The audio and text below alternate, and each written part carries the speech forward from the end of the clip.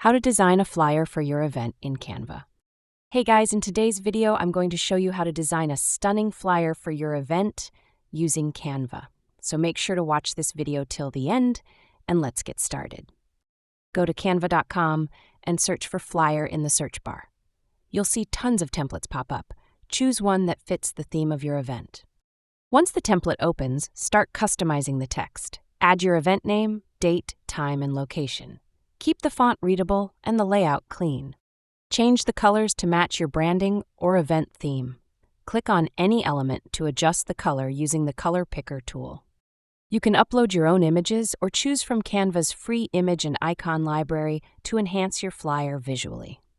Drag, drop, and reposition elements to keep the design balanced and easy to read. Don't overcrowd. Make sure there's space for everything to breathe. Once you're happy with your design, click Share, then Download, and choose PDF or PNG for printing or digital sharing. And that's how you create a professional event flyer in Canva within minutes. If you found this helpful, give it a thumbs up and subscribe for more design tips. That's all for the video.